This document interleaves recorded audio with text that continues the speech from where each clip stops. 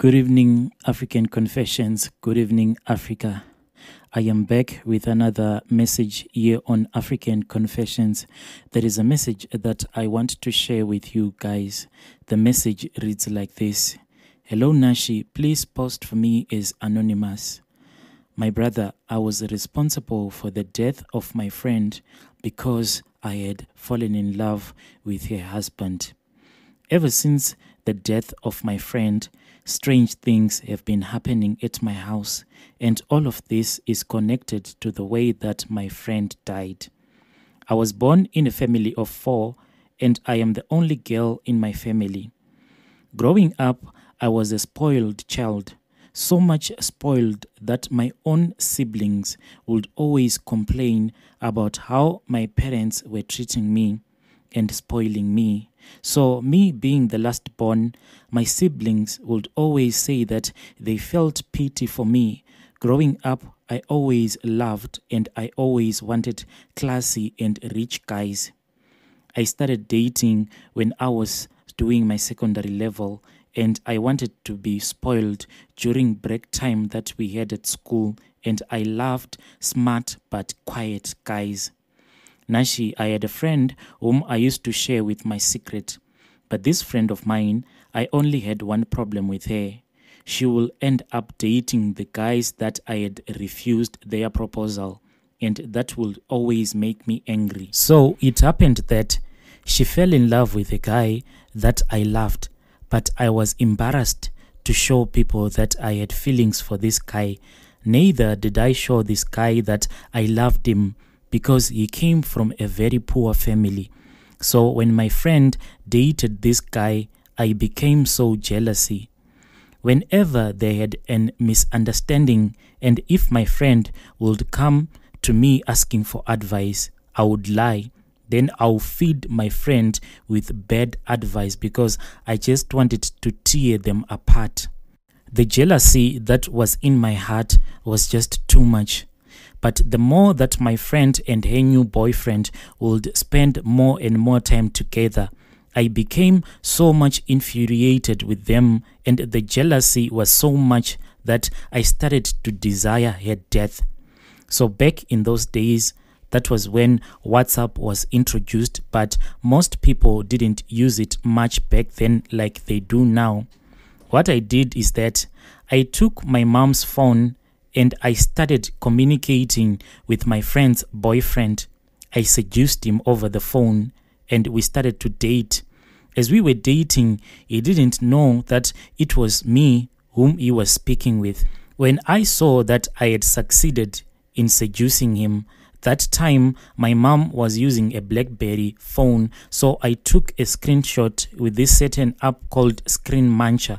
Then I kept that picture. I took that picture, then I sent it to my friend, and then she broke up with her boyfriend, saying that her boyfriend had cheated on her. So Nashi, when these two broke up, it was a chance given to me. It was more like an open door for me. So I started to chat with my friend's boyfriend. Sometimes me and my friend's boyfriend, we will chat the whole night as if I was comforting him. And that was when I started to express my feelings towards him. When I had told him that I loved him so much, he said it was okay, but he said that he cannot give me a response since he had just broken up with my best friend. He told me to wait because he wanted to think about it. I patiently waited for his response, and finally he gave me a feedback. After about a week, me and him, we started dating, but I had a problem with him. The problem that I was having in this relationship, he was now comparing me with my friend, saying that she has never asked much from him, and I was always asking things from him, yet I knew that he came from a very poor family. Nashi, my friend, then left and went and stayed with her auntie. And my friend's boyfriend was working at that time. He was then transferred and he was working far away from me. We didn't actually break up, but we were separated because of his work. So after my boyfriend had left me, so many years went by And one day, unexpectedly, I don't know what exactly had happened, but I just received a call from my friend. She told me that she had finally reconciled with her former boyfriend, and he was the one who was helping her with the construction of her parents' house. I don't know how exactly they had reconnected, but when my best friend told me that she had met with her former boyfriend, when she told me this news, it truly pained me because deep down I thought that now this was my boyfriend, and I knew that me and this guy, we had not yet broken up. The only reason why I was not in communication with this guy, it was because we had been separated because of his work commitments. After my friend had told me this news, I thought of a way and I hatched a plan of revenge. And I planned that if I was ever going to get a chance, I would make sure to sleep with my friend's husband.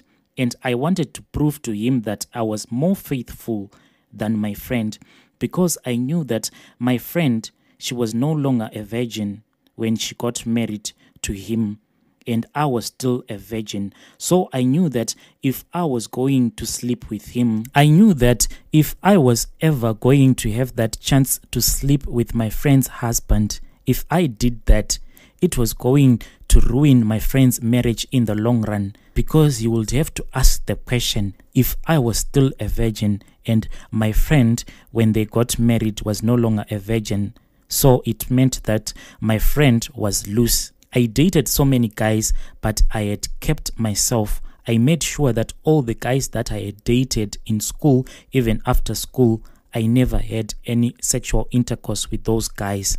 Me and my best friend, we kept on communicating and communicating, but she didn't have any single clue. If only she knew that deep down in my heart, I was not happy for her, because I thought that she had stolen what truly belonged to me. One day, so my friend called me, telling me that her husband had been transferred back to our town in which I was staying in. As a good friend should do, she asked me to go around to look for a 2-bedroom house for them to rent. So I told her that I had gone around looking for a place for them, but I had found a place at my relative's house, but I was just lying to my best friend. The only reason why I had told them that I had found a place for them to rent at my relative's house, I did it for the simple reason that when I would feel like I wanted to see my best friend's husband, it would be easy for me to visit them anytime. I'll be pretending as if I am coming to visit my relative, but I'll be having my own motives. So my best friend and her husband, they moved back into town. When my best friend and her husband moved back into town, I quickly discovered that my best friend was pregnant. I was so hurt, I was so heartbroken to discover that she had fallen pregnant for the guy that I thought was mine, for the guy that I had loved since our high school days. Jealousy and envy forced me to go and see a spiritualist. When I went there, I lied. I lied that I had been betrayed by my best friend.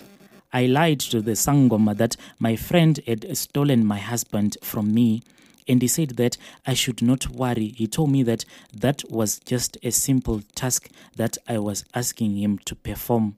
He told me that only one item was needed for us to do that ritual. He told me that I should go back. Then when I return, I should bring my best friend's bra so that we can do the ritual. I went back. Then I went to my friend's house. The day that I stole my best friend's bra, actually my best friend caught me in the act, and I had to lie to her that I was busy looking for my hair clipper in her washing basket. She believed me, and I went ahead and I stole her old bra. My brother Nashi, after this, my friend became so sick. She became so much sick that she was returned back to her people. And when she was returned back to her people, she was 4 months pregnant at that time. When I knew that my best friend had been returned back to her people, I started acting as if I was a wife to my best friend's husband. I kept his keys.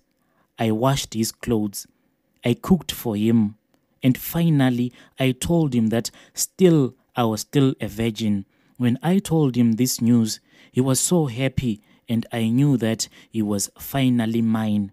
When I knew that I had finally captured the heart of my best friend's husband, what I did is that I went back to that Sangoma.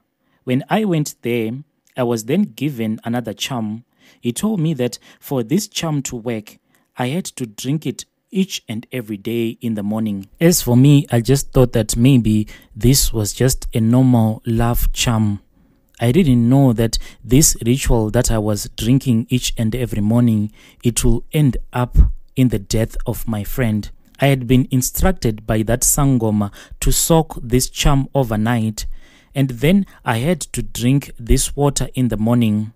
This water, before I drank it, I was told that I had to mix the water with goat or chicken droppings. So when my friend was 4 months pregnant, I had to throw in 4 goat droppings into this water. I did this until my friend finally died. When my friend died, she was 7 months pregnant. The doctors said that it was an ectopic pregnancy, and it took everyone by surprise. Everyone was taken by surprise because the previous scans had shown that the baby was okay, but suddenly it was now an ectopic pregnancy, and I was the one who had caused it. A week after my friend's death, I then moved in with her husband.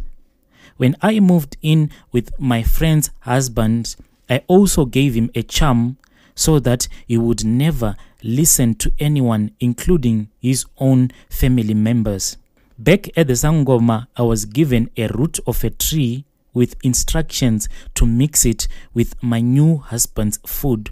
So I started to cook this charm for him. I cooked this charm for him for about a week, and whenever he ate my food, he will say, "Wow, this food tastes so nice." News went around that me and my best friend's husband, we had moved in together. One day, my mother-in-law once came to our house and said that I must not stay with her son because it was still too early for us to move in together, and we had to consider the fact that it was only a week since the passing away of my friend and her child. As she was speaking with us, my husband got so angry and he took a knife which I was using because at that time I was busy preparing salad, and he threatened his mother to get out of the house that very same night. But I had to beg him to calm him down and to let his mother stay for the night, and he finally agreed.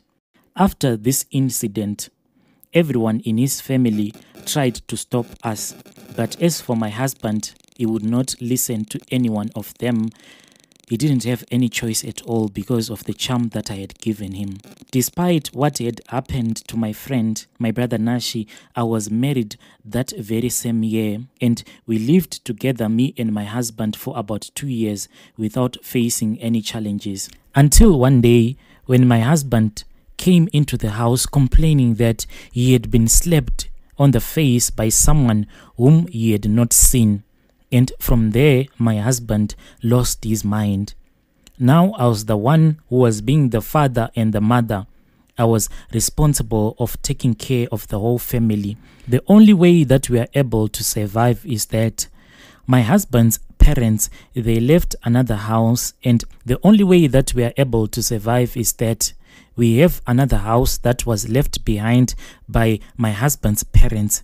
So we offered up that house for rentals, and the money that we get from that house is the money that we use for our own survival. Now, strange things started happening at our house, and we had to move out of that house. Then we found another place to rent. But when we moved out of the house, my husband became so sick. He was actually running mad until we returned home. This is what happens, my brother Nashi. Whenever we move out of the house, my husband will run mad. And if we move in back into the house, he will be normal again. Then the whole thing started. When it started so funny. We will hear movements on top of the roof as if there was a chicken on top of the roof. But what surprised me, I was like, what? Is that a chicken on top of a roof? Whilst we were living in the suburbs where you could hardly find any chickens, and no one there keeps any chickens in our neighborhood. Then the most terrifying thing happened last year. Last year is when we started to hear those terrifying sounds on top of the roof. When we would hear these sounds, it was as if a person was walking on top of the roof. What happens is that whenever we hear that terrifying sound as if there is a person walking on top of our roof, then sometimes there will be a knock at the door. And if you go there and if you open that door, you will feel a very strong wind rushing into the room. But whenever this happens, when I show that I am getting scared with all of these terrifying signs that happens in our house, since my husband is someone who is mentally disturbed, he will just laugh at me. Nashi, I am now actually staying at my aunt's house.